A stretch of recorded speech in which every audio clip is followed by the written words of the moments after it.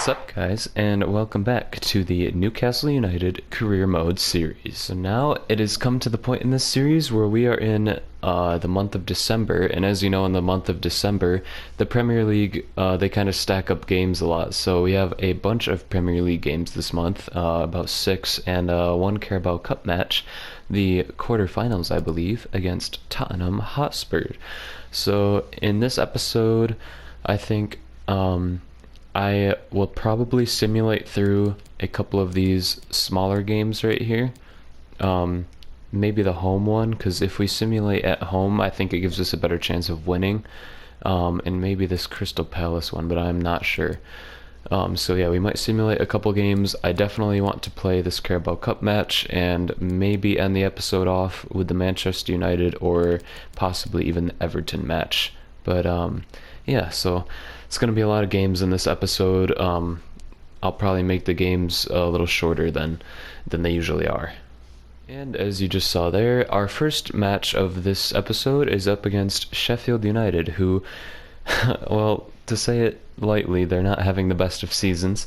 If you can see their stats, they're in 20th place, which is the last place that you can get in the Premier League. So I think we are just going to simulate this match against Sheffield United and hope that we can get the 3 points. Okay, so here we go.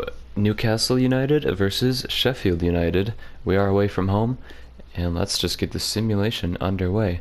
Let's see if we can come out with the win. And we do, quite easily. Origi actually picking up his first goal for us.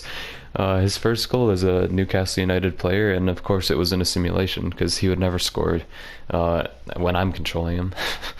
But anyways, good to see no injuries or anything like that. We get an easy 3 points, and let's go to the next game. Alright, so after that simulation against Sheffield United, I've also decided to just simulate this game against Southampton because, as you can see, Southampton are doing about the same as Sheffield United, and we are at home this time, so I reckon we should be able to pick up the 3 points once again. At least I can hope so. Simulations are never definite, but let's hope that we can. Alright, so here we are, this time with the first team. In that last match I just simulated against Sheffield United, I did use the second team, and we came out with a clear win away from home, so let's hope that the first team can get the job done at home. And anytime now? 3-0 on Southampton. 2 easy wins. Tomori scoring a brace. That's crazy. Our center back scoring a brace. That's insane. Tomori has been in great form, though, so I mean, I guess he deserves it. That's pretty cool, though, to see our center back, new signing, get a brace in a Premier League match. Very interesting. Guys, get this. After those 2 wins and our previous win in the last episode against Manchester City, we are now sitting in 3rd place. With Newcastle United, we are sitting in 3rd place in the Premier League. That is crazy. I mean, we do have a lot of talent, and we have signed a lot of players that are growing their overalls.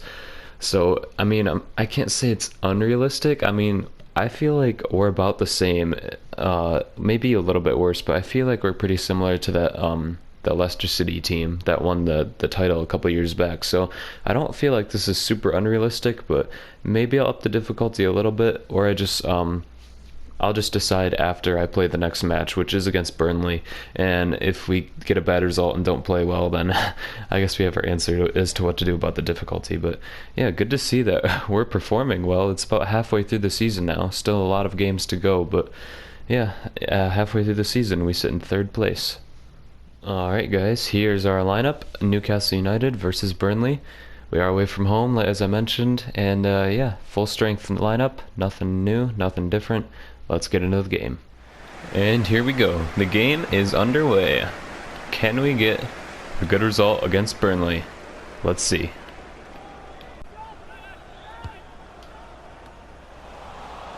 Oh, we get it clear, but oh, Yedlin clears it off the line. Oh, that was close. We cleared it a little bit, but only to a Burnley defender. Burnley still on the attack now. Takes a shot. Dubravka saves easily. Burnley coming out with all the attacking power in this first half so far. Oh, Bentaleb sees the run of Joe Linton. That's a good run. Joe Linton, or that's St. Maximan. My bad. St. Maximan cuts it inside. I was trying to cut it back for Joe Linton. Joe Linton on the ball now.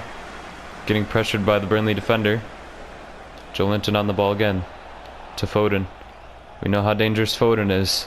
Saw that last episode. Ball roll. Trying to cut inside the box. Drags it back. Takes a shot.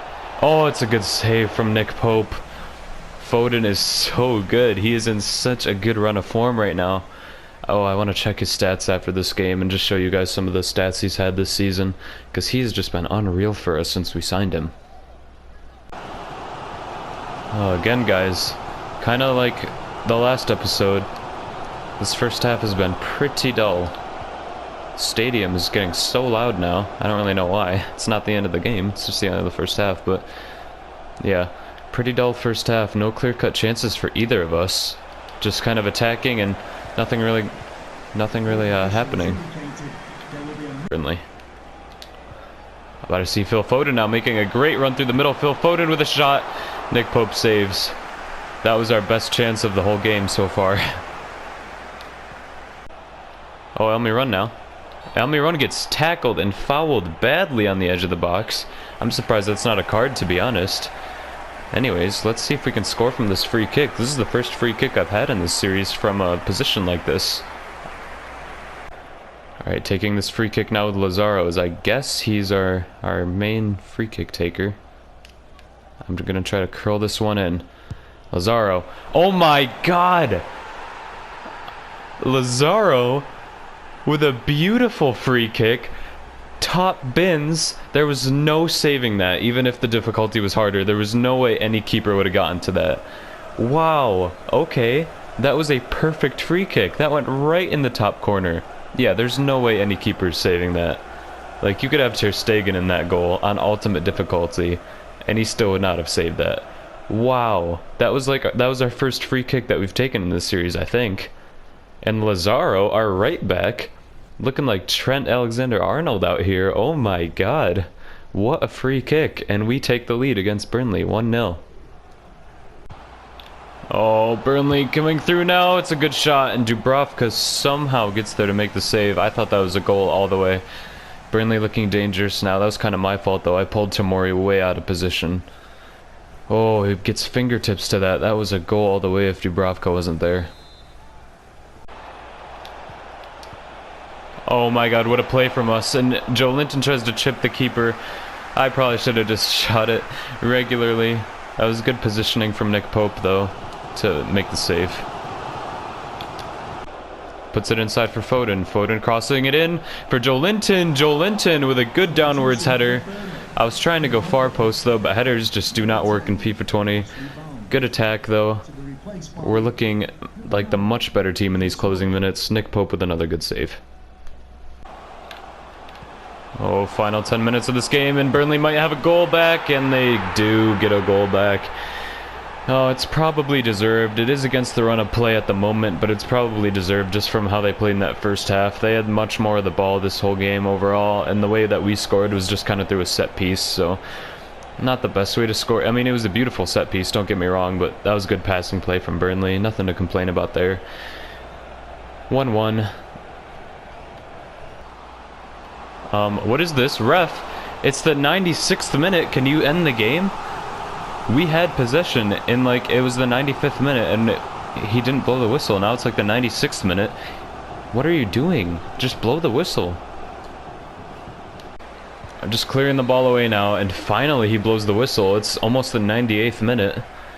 Good lord.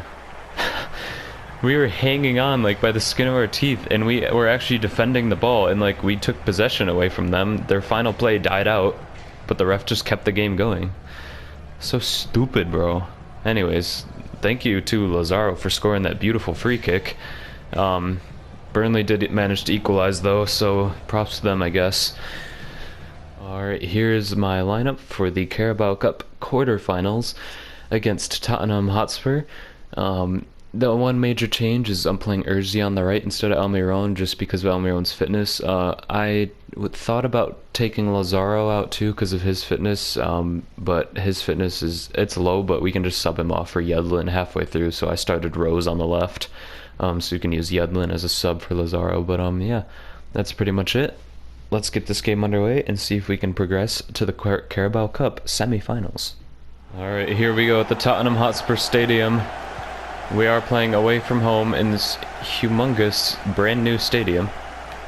So, might be a little bit intimidating for us, but let's hope that we can just put in a good performance and maybe progress to the next round. We do have a good track record against the Giants in the Premier League, and I say that, and there you go. There's Harry Kane for you. That was weird, though. I thought Dubravka's got a save to it. Like, I thought he got a hand to it. It might have just scuttled, like, right under his hand. Let's watch the replay. It looked like Dubravka made the save. He just didn't get to the ground fast enough, I don't think. It just went right under his arm. Hit his thumb or something on the way through. Oh, it literally went right under him. Well, not the start that we wanted, but probably the start that everyone thought we would get. Phil Foden on the ball now. We know he's a big game player as he cuts inside. Gets fouled in a very similar place to where we just scored that Lazaro free kick. Can we do it 2 games in a row? I doubt it, but you never know. Alright, once again, taking this with Lazaro. I'm going to try to do it about the same as the last time. Can we curl this one in? Oh, it was just not enough power on it, so you already said enough time to get to it. Phil Foden sees Joe Linton. Oh, close. Was that Foden that saw him? It might have been Maximan. I don't remember who passed it in for him. Good pass though. Nearly a goal. Osaka gets inside. Still Saka now. Tries to take a shot. Oh, he saves. Also, Spurs have signed Fernandinho, something I didn't realize when we played them earlier this season in the Premier League. Interesting signing. Oh, Spurs on the attack again. Dele Alli. Dubravka forced to make a huge save there. Spurs are really mounting the pressure now. It's the second half has been all Spurs. Literally, they're just taking shots for fun now. Here comes Spurs again. It was Son. Kane again hits the post. Whew. There's no way we're winning this game. Like, I'm sorry, there's no way. Alright guys, I'm subbing off Saka, Foden, and Lazaro, literally just to rest them because all their fitness is pretty low, so... And I don't think there's any way that we're going to win this game unless Spurs make an accident in the final few minutes here, but yeah. Oh, Tomori puts a good... Oh my god. Defending in this game, man, it does not make sense. Tomori puts in a great challenge. He gets the ball, but it just wobbles around in between the player's legs and just falls right back to the Spurs player. See, watch this. Tomori comes out, puts in a good challenge, but it doesn't do anything. It just bounces off Lo Celso's leg, falls right back to him, strikes it first time, and it's an easy goal. We've been completely outplayed here at the Tottenham Hotspur Stadium. GG's to them. And that is the final blow of the whistle. Tottenham Hotspur 2, Newcastle United 0. I think that was probably our biggest defeat so far. Which, you know, 2-0 is not something to be ashamed of. It's not, we didn't get blown away or anything, but they did outplay us. We got that early goal. They were on top of us the whole time, just attacking and attacking and attacking, and their defense is just so solid. So yeah, good performance by them, and we are out of the Carabao Cup, unfortunately. Okay guys, so here's our next match at home against Crystal Palace, and unfortunately because of that Carabao Cup match, most of our first team players have a really low fitness, so I don't want to risk any injuries or just anyone getting too tired. So I'm trying to rotate the squad, help everyone's fitness levels. So yeah, you can see all the changes there. Origi starts against my will. And Atsu on the left. I'm still starting Foden, just because Foden and Bentaleb are like my main guys in the midfield. Hayden is like our one backup midfielder at the moment. We do have another guy called like Longstaff or something, but he's pretty low rated, and I don't think he's that good. So I think Foden going on and then maybe subbing off for Bentaleb is the way to go. Yeah, then Yedlin on the left, and then our right back named Menkilo on the right. I'm not sure if I've used him so far in the series. And then Dummett, our backup center back, plays with Tomori. And back at home, back in the Premier League, at St. James's Park. Let's get the game underway. Oh, Crystal Palace could have a chance now. Oh, it was very close. It was a good shot. Good defending from Tomori, though, to put the striker off his shot a little bit. Tomori was right on him. There's no way that ball was going in the net with Tomori right there. I've kind of figured out that our team does not play well if St. Maximin is not on. Like, St. Maximin has to be having a good game or our team just won't play well. Here we go now, actually, as I say that. Yeah, but see, they just make terrible runs. If St. Maximin's not on, then it's really hard for us to score. Origi takes a couple good touches and then just trips over himself and gets held up because he's so huge and thick and terrible at everything. Alright, like I said, very, very cagey first half. And I did realize, actually, I said our team can't really score if St. Maximin's not on, but I also left out Phil Foden. So if I just wanted to clarify that a little bit more. If St. Maximin's not on and if Phil Foden is not on, then you know, there's only so much that we can do attacking wise, and you know, they can't have the best games every single time. Here goes Yedlin now, cutting into the box. Phil Foden takes a shot. Yeah, there you go.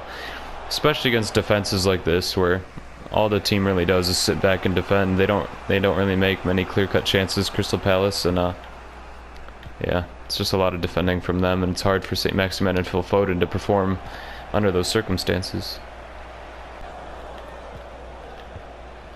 Oh my god, that was a good play from Crystal Palace, and they probably should have scored from that. Nice cross, first time cross, just a bad finish outside the boot, unlucky. St. Maximin on another good run. Can he score a goal from this? There's so many defenders on him, and there's no teammates making any open runs. They're all marked, and they're just standing there being marked. It's literally St. Maximin against Crystal Palace at this point. Like, come on, guys.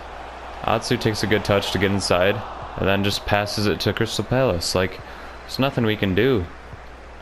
Something with this. To Phil Foden. Phil Foden, shot blocked because they have, like, all their players just in the box. And Hayden is way too slow to do anything useful. That's kind of like this entire Newcastle team. And that is the final whistle. 0-0 draw against Crystal Palace. Frustrating game, but there's literally nothing we can do at this point, just because our team just eventually, you gotta just say that, like, the Newcastle, they're like, you know, they're Newcastle. They're not Barcelona, they're not Liverpool, they're not Juventus, it's Newcastle. You know, all our players are like in the upper 70s for ratings. None of them are really doing that well. Yeah, St. Maximin can really help, and Phil Foden can really help when they have good games, but they can't have good games all the time. So guys, here's how I've decided to put the lineup for our next game, which is against Manchester United. So yeah, pretty much just full strength lineup. Nothing really that different. Let's get into it. Okay, here's how Manchester United are lining up against us. We are playing away from home at Old Trafford, so honestly, not too confident about this one, because when Man United play at home, they are definitely a lot more fierce than when they play away from home. So a couple of weird things about their lineup is Axel Tuanzebe playing at left back. That is definitely really weird, especially when they have like Brandon Williams that they could probably play there. Anyways, yeah, the rest of the defense is pretty solid, except for maybe like Lindelof. Fred and McTominay is kind of a weak midfield. I mean, they're both class players, but I don't know, just something, they're not, well, McTominay's not that fast. Fred is okay, but you know what I mean. Then Jesse Lingard on the right is the only other change I think that we didn't see in that other game we had against them. So yeah, let's see if we can get a good result. Here goes Phil Foden now on the ball. Phil Foden skips by a couple of the defenders. Lindelof with a good block. St. Maximin cutting into the box now. Drag back. Fake shot to Joe Linton. Joe Linton shoots. It's blocked. But we're still on the attack with Foden. Foden gets a hold of the ball. Tries a couple turns. Skill moves. Nothing really happens in the end. Oh, Man United on the break now. They have numbers. Anthony Martial. Why did he try to chip Dubravka from outside the box? I'm so confused. Tamori with a great pass in for Joelinton. Holy crap. From our center back. Tamori gets an assist. Wow.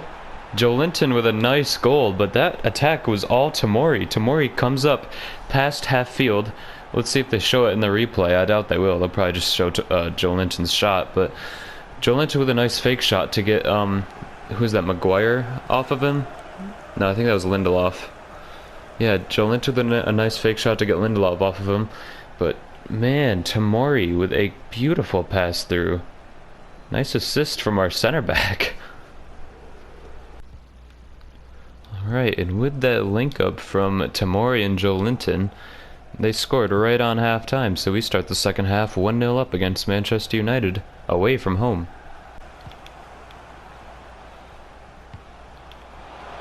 Oh no, Manchester United now. Oh, it's a great attack. Oh man, this episode is just not it, boys. It's just not it. I mean, it's a good attack from Manchester United. Nothing to complain about. But like, just why can't we score more goals? We had that one episode, the Giant Killers episode, where we were destroying big teams and scoring goals left and right. Well, I mean, St. Maximin was scoring goals left and right. I think it's just because St. Maximin's kind of just taking a dip in form now.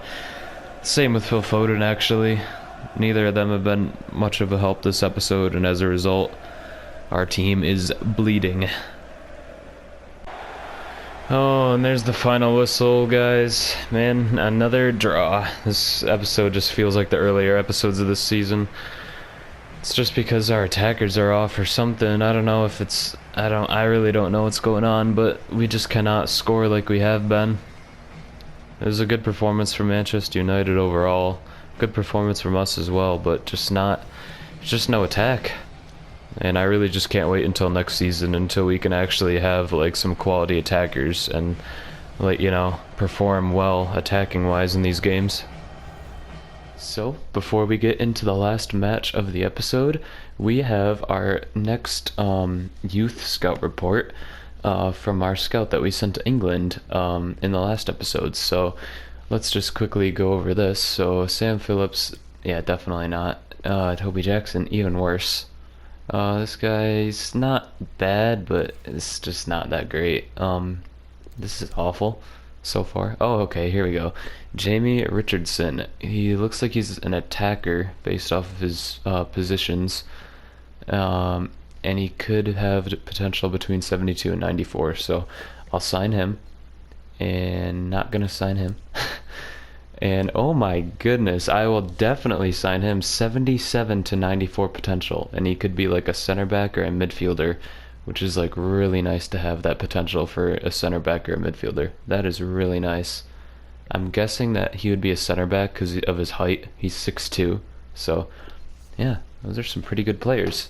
Alright, so our last match of the episode is up against Everton. Here's how I'm lining up the team. Couple fitness concerns with Phil Foden not making it into the starting lineup because his fitness was just way too low. Saka's fitness is also a little bit low, but we'll probably sub him off eventually. So yeah, I just moved Almiron into Foden's place and put Urzi out on the right.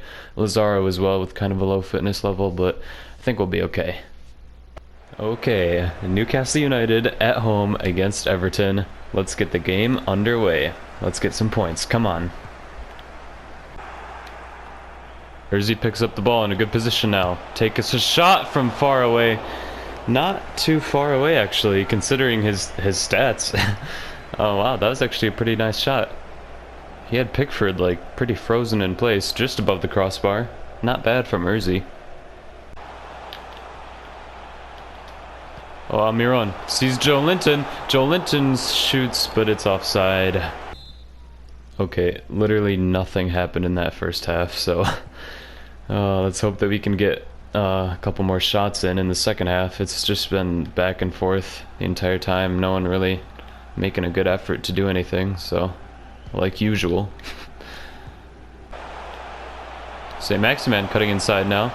He's getting just completely harassed by the Everton defenders. He can't do anything with the ball. We look for Almiron. Almiron back for Bentaleb. Literally can't do anything. Joe Linton picks the ball up, tries to turn. Just gets defended way too aggressively and can't do anything. Maximan on the turn. Just trying to keep the ball. Trying to keep possession, see if we can find space. Almiron in for Joe Linton, but Joe Linton was turned around, not even looking at the pass.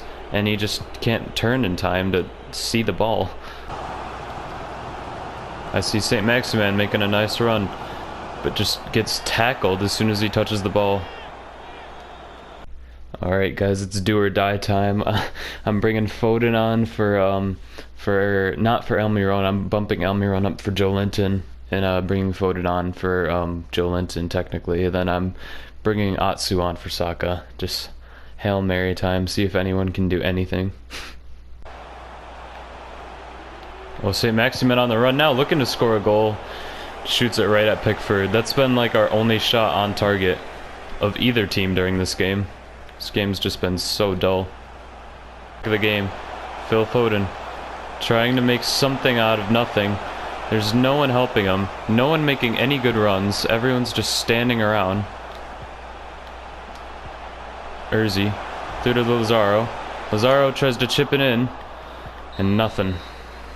Nothing. That's what we get. They're literally, I can't do anything with these players right now. I just feel like they're not trying at all. Like none of the attackers are making runs or anything, and there's nothing that I can do to help that. There's no tactic or instructions that I can put that says make runs. Like, they're all on specific like run making instructions and they're just not doing them. They're just, I don't know. We just need better players. That's what it comes down to. Disappointing way to end the episode. Disappointing match once again. But yeah. So before I end this episode, I just wanted to show you guys a couple of our youth squad members. So Jamie Davis, the guy that we signed last episode, I'm pretty sure, has 81 to 94 potential. So yeah, that just got updated. So we're definitely going to start training him because of that high potential. He's definitely over 80, which is going to be useful even if he's a substitute. Even if 81 is his max potential, we can still use him as like a sub. So yeah, definitely going to start training him.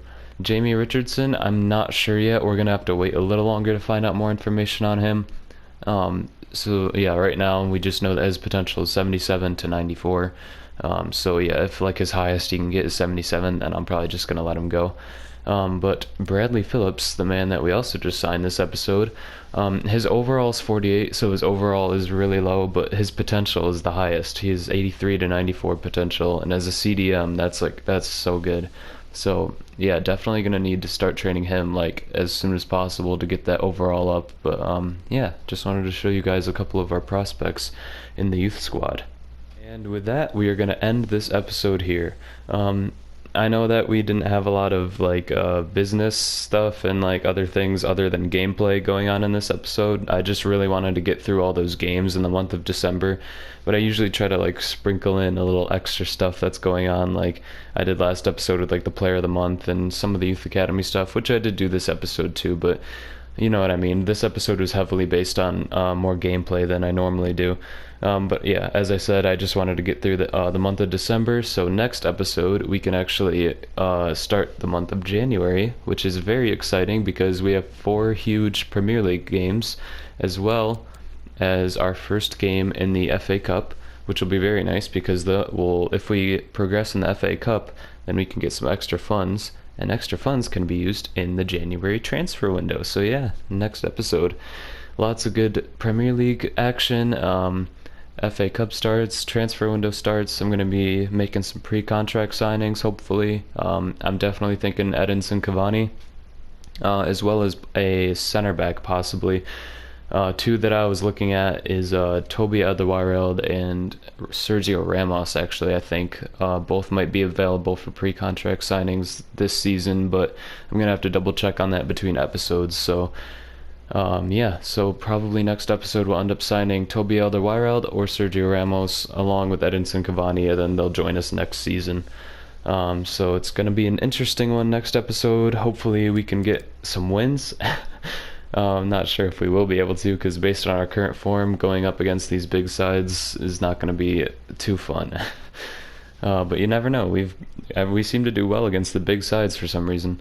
Yeah, I'm gonna leave that episode here.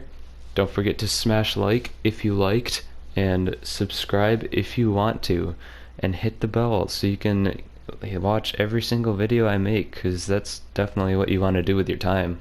I know. And yeah, I'm gonna call it here for today. See you guys in the next episode. Goodbye.